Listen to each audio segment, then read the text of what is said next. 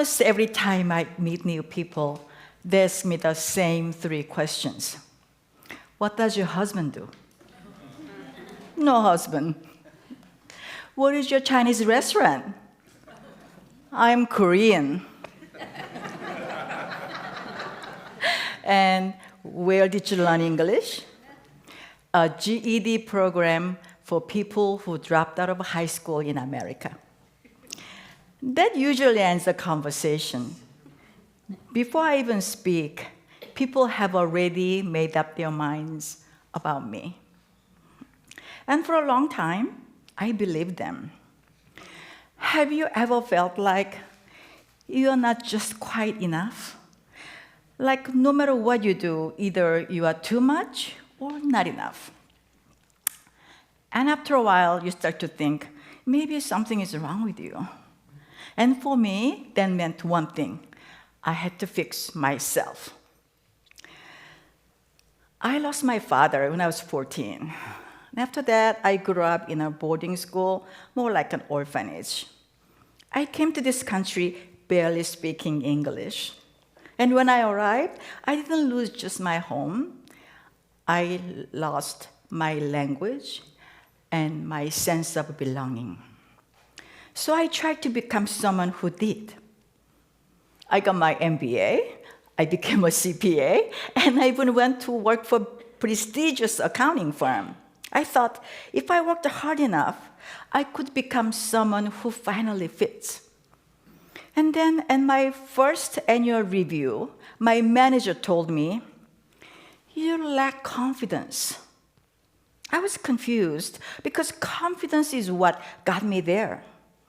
I had the confidence, I just didn't show it the way people expected. So I tried to fix it. I told myself every morning, standing in front of a big mirror, be more confident, be more American, speak up more.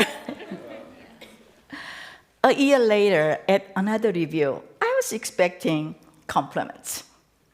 The same manager told me, "You became arrogant."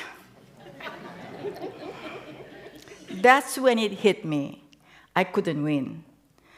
I wasn't doing it wrong. I was trying to become someone else's version of right. It wasn't about confidence. It was about expectations. So I started asking a different question. What if the thing I've been trying to fix was never the problem? Once a partner told me a client didn't want to work with me as a manager.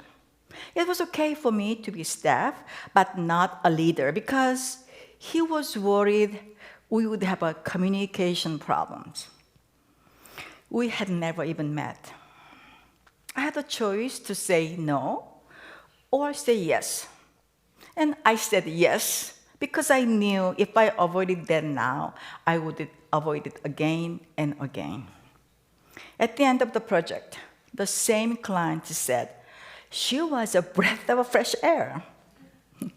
Why? Not because I fixed my communication, but because I finally used it. I simplified the things, I made things human, and I explained accounting in a way people could actually understand. And that's when I understood the thing I thought I need to fix was actually my strength all along. Around that time, I heard something else. "You are a good soldier." I heard that before, that Asians make good soldiers, but not good generals. And for a moment, I almost believed that. I thought resilience meant meeting other people's expectations, but real resilience began when I started living on my own terms. So I made a different choice. I didn't try to become their version of a general. I became my own. I studied my own accounting firm, not in corporate America, but working with the Native American tribes. Because it became clear I could where I fit, or better, create one. In my garage, one desk, one chair, one computer, no funding, Just one goal, get one client. So I pick up the phone. Hello, do you need accounting services? That was it. That was my entire business plan. Because for the first time, I wasn't trying to fit into a system. I was creating one. 6 months later, I got one client, and that one became many. We eventually became one of the most trusted firms for Native American tribes in the country. Not because I changed how I communicated, but because I finally used it. But my biggest test wasn't in business. It was at home. Because it's one thing to believe it for yourself, but it's another to watch it play out with someone you love. I had a very clear plan for my daughter. Perfect grades. Doctor or lawyer? She became an artist.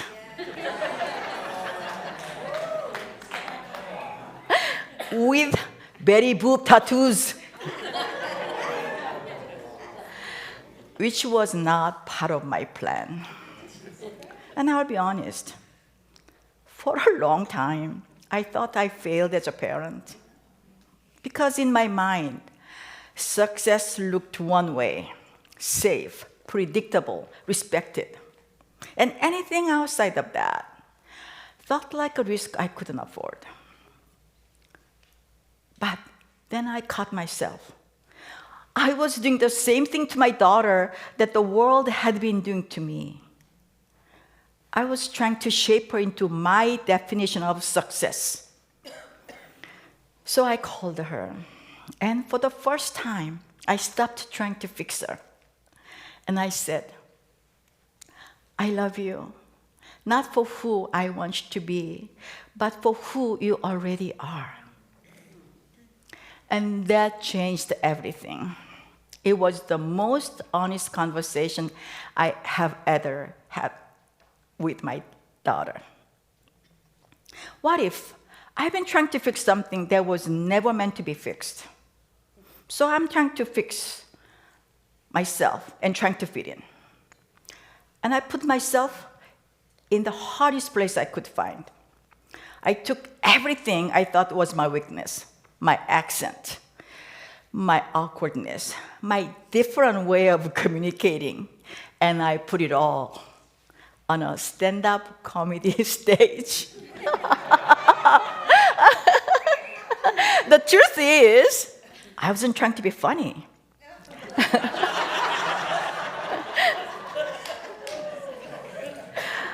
I was just being myself out loud. And something unexpected happened. People didn't pull away. They got closer. They laughed. And more than anything, they saw themselves in it. What we call a weakness is often just a strength in the wrong environment. So I stopped asking, what's wrong with me? I changed the question, how can I use it? Next time someone names your weakness, don't ask, how do I fix it? Ask a better question, how can I use it? Because maybe you are never the problem. You are just in the wrong room. You don't have to change who you are. You just have to find a room that fits you, or create one. Thank you.